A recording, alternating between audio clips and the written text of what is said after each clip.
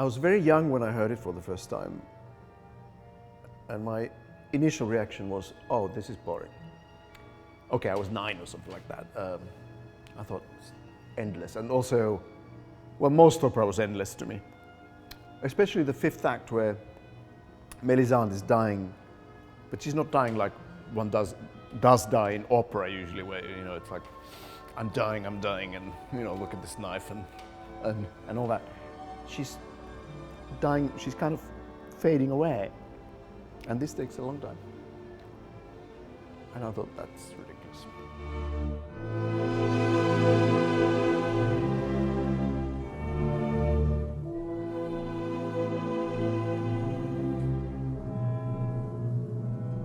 Then somebody gave me a Boulez recording of the piece when I was in my teens already. And I absolutely fell in love with this music, and to such a degree that I went to parties, school parties, with this box set of LPs under my arm.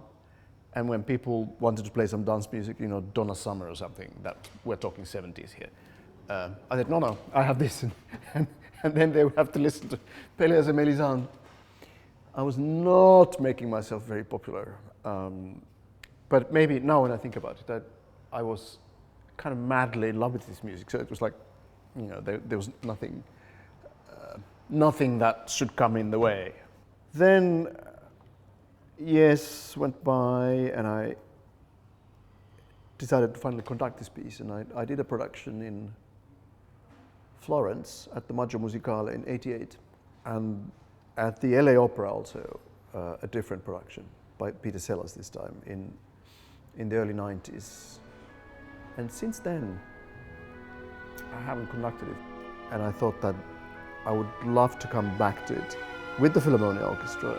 And that was actually the embryo of the whole plan. I thought, okay, I want to do Pelléas in concert.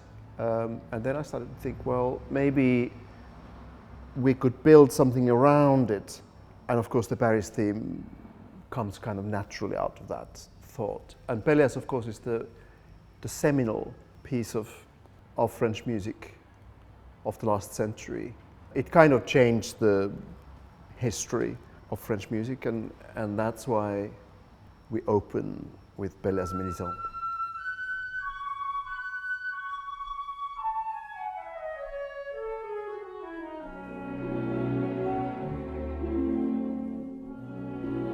I think what happened to Debussy was the same that happened to many other composers and musicians at the time. He was completely drawn into the world of Wagner. And I think he was kind of resisting, especially late works of Wagner, like such as Parsifal and so on and so forth. He was completely under the spell.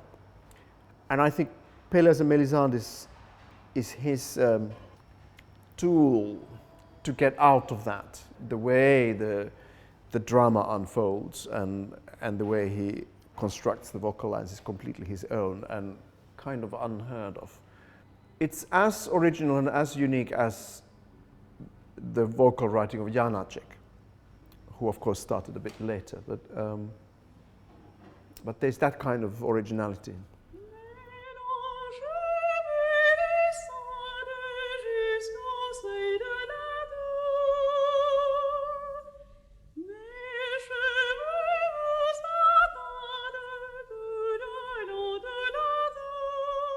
The vocal line follows the rhythm of the spoken word.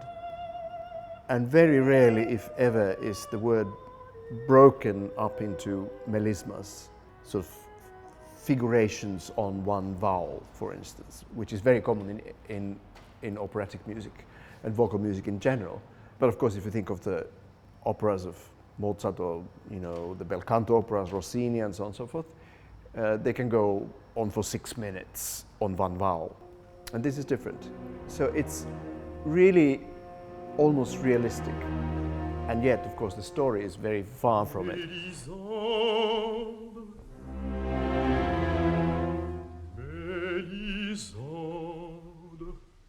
Mélisande,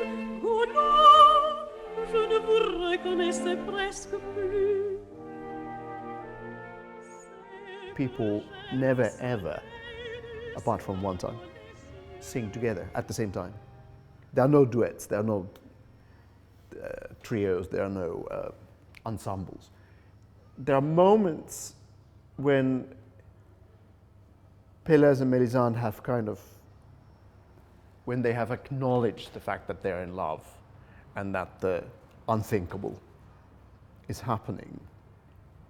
Then there are a few vocal lines that overlap a little bit.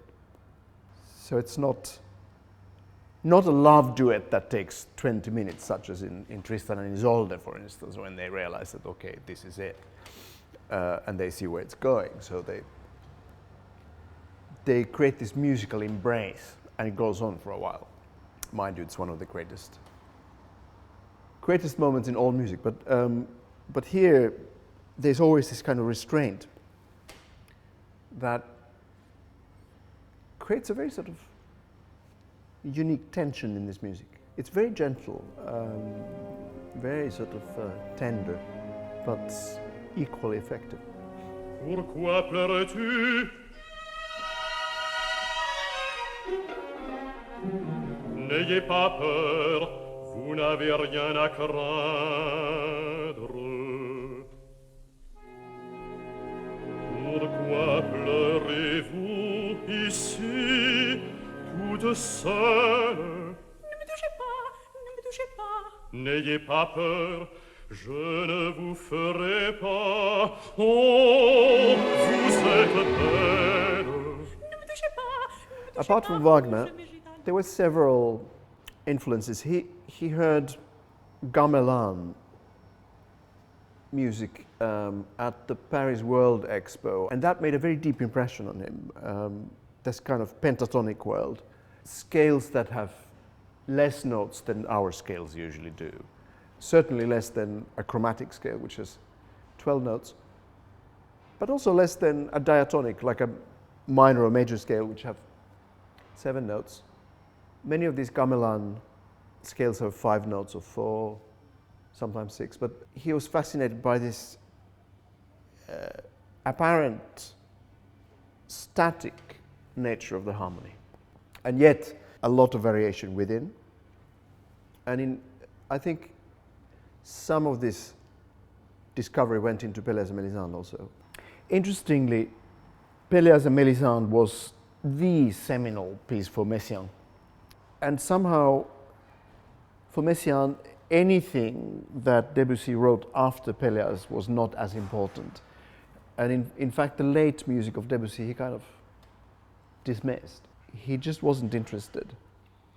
But it's precisely the sort of model musical world of Pelléas that became the very central source of inspiration and also as a model for his own compositions. Turangalila is a case in point. Different movements use different modes and different ways of organizing these modes. The Turangalila movements, i.e. the ones called Turangalila 1, 2, 3, they are based on principles from certain type of Indian music that he was familiar with. And Messiaen, of course, himself created a collection of these scales, Messiaen modes. And this idea of thinking in terms of modality springs from Debussy and early Debussy. So Pelléas has a direct link to Messiaen and therefore to all post-war, post-Second World War French music.